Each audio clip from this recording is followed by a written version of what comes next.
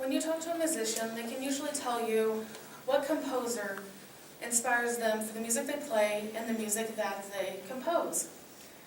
Ludwig van Beethoven comes to mind for me. As a pianist and music student, I am constantly inspired by classical musicians and Baroque and all that kind of stuff, and Beethoven is the one that really inspires me the most. I am here today to show my admiration for Beethoven and explain why he is worthy of my praise.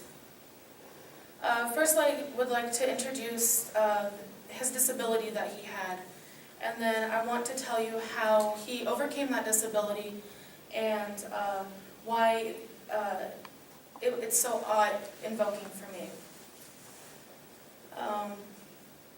I'm a classical pianist. I also do a lot of New Age, and I am very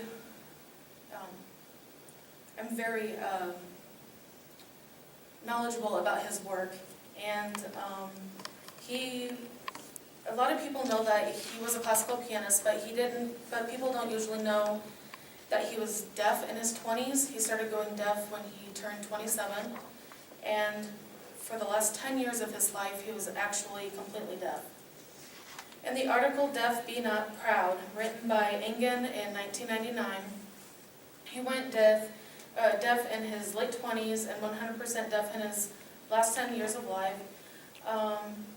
Because of this, he didn't go to concerts to perform. He wanted to keep the media of back then down on his hearing loss.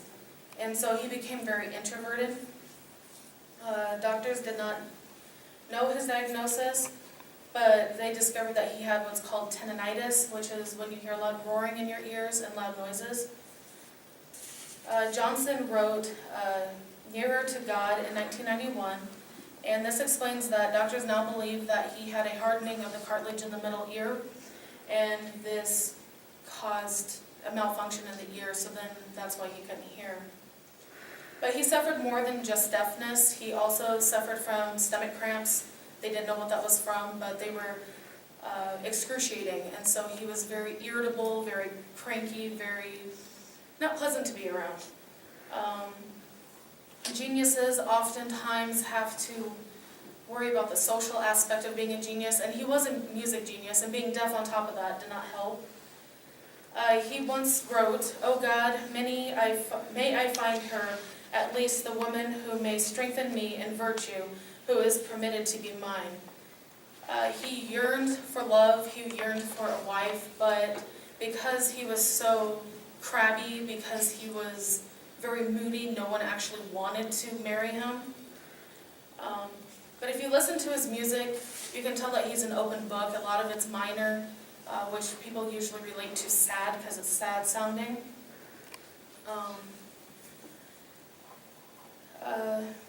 I really enjoy his minor music, and one of my favorite pieces, For Elise, which roughly translates to My Sweetheart, and this would be an example of that.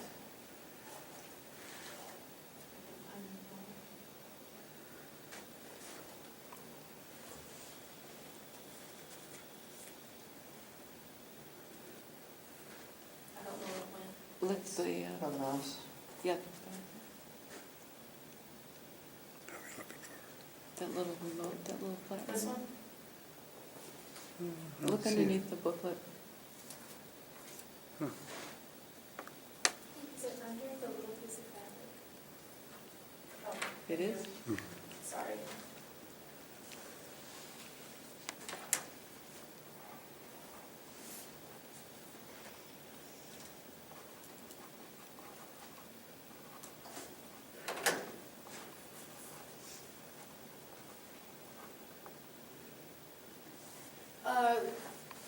For Elise is basically a song that it was composed with a lot of exercises for pianists.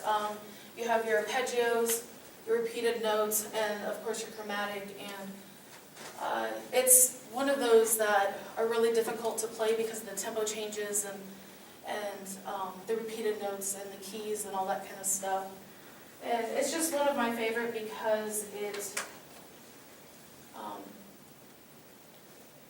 really shows a lot of different emotions. Another one of my favorites is Moonlight Sonata. It's very slow.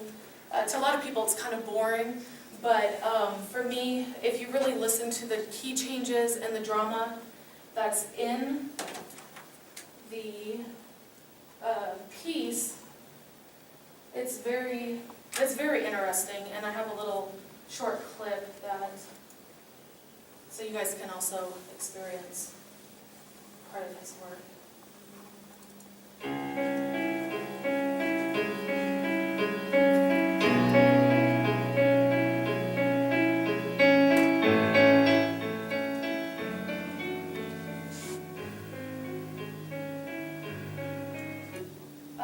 To me, that sounds sad. It sounds sorrowful. It sounds like his heart was pleading for love. But he pressed on despite his pain in his life.